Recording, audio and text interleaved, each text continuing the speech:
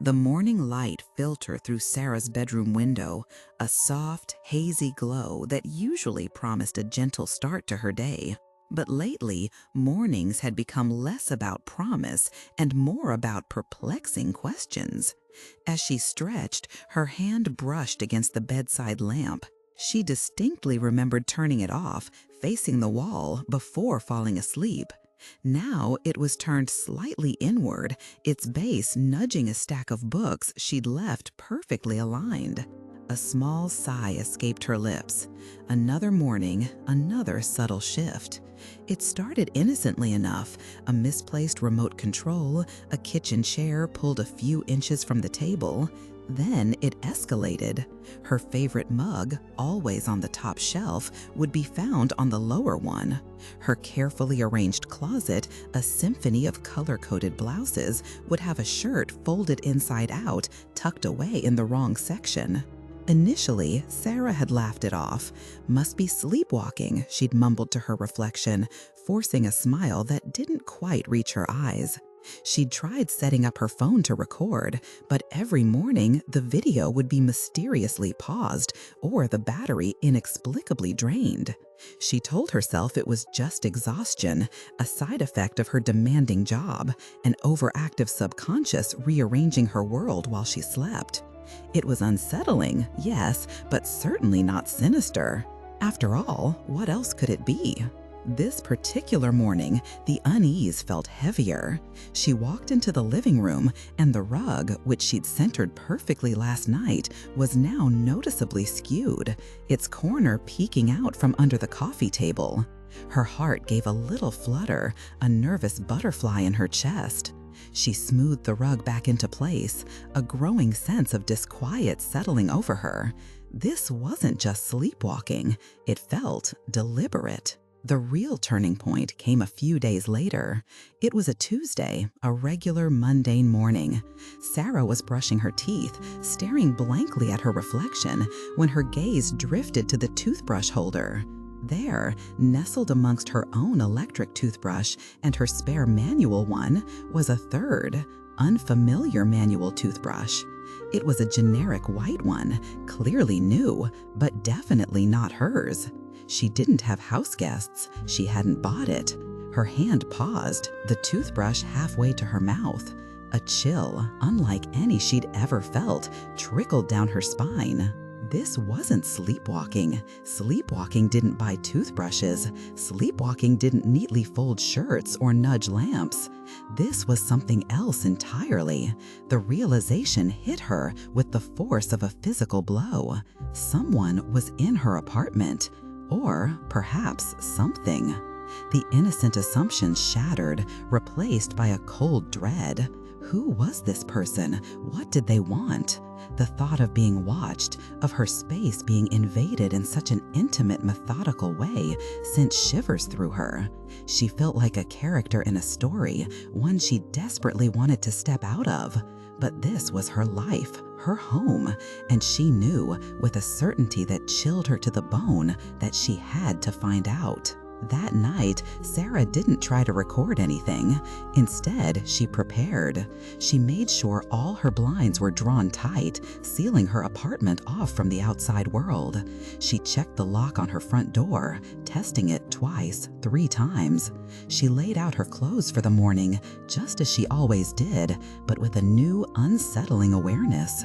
Then she got into bed, not to sleep, but to wait. She closed her eyes, focusing on controlling her breathing, making it even and deep, like someone in a dreamless slumber. Every creak of the old building, every distant siren seemed amplified in the pre-dawn quiet. The minutes stretched into an eternity. Her eyelids twitched, desperate to open, but she held firm. Her body was tense, rigid, a coiled spring of anticipation and fear. She imagined her own sleepwalking self pacing the floor, arranging unseen objects, but the image felt wrong, hollow. And then it happened. A soft click.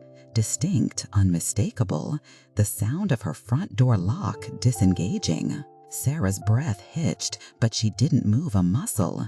Her heart hammered against her ribs, a frantic drumbeat in the silence. She heard the soft creak of the door opening, then the gentle closing.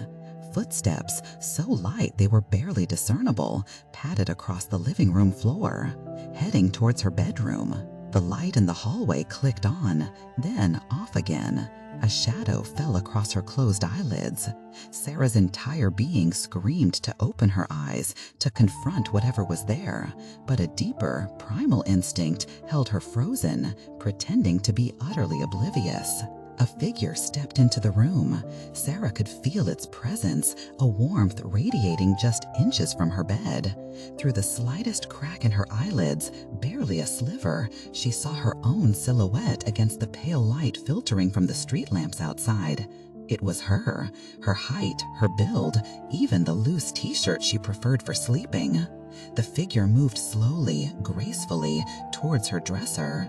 Sarah watched, her mind screaming in disbelief, as her doppelganger reached for the sweater she'd carefully laid out for tomorrow. It folded it, not just neatly, but with an almost reverent precision, then placed it back in a slightly different drawer, before selecting a different outfit. As it turned to leave, it paused beside her bed, just at her ear, and then a whisper. Her own voice, gentle and familiar, but utterly devoid of warmth. "Thanks for keeping my life warm." The words hung in the air, chilling her to the bone. The footsteps receded, the front door clicked shut again.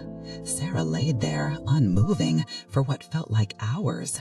The dawn chorus of birds began outside, the first rays of sun painting streaks across her bedroom wall.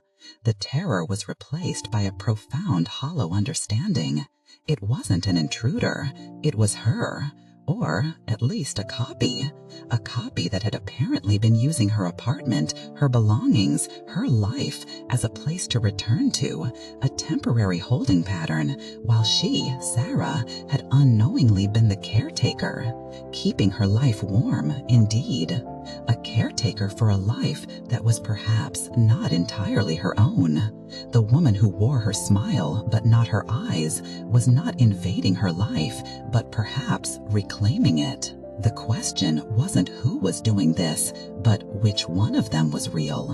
And in that quiet, sunlit room, Sarah had a terrifying, gut-wrenching suspicion it wasn't her. It's a chilling thought, isn't it? The idea that your own reality, your very identity, could be so easily usurped, or perhaps was never truly yours to begin with.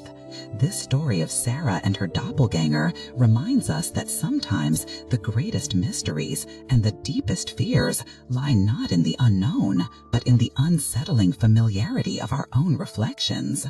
What would you do if you found a second toothbrush in your bathroom, knowing you live alone? Share your thoughts in the comments below. And if you found this story thought-provoking, please consider liking this video and subscribing for more tales that explore the strange and wonderful corners of our shared human experience. Until next time, stay curious and perhaps keep a closer eye on your own reflections.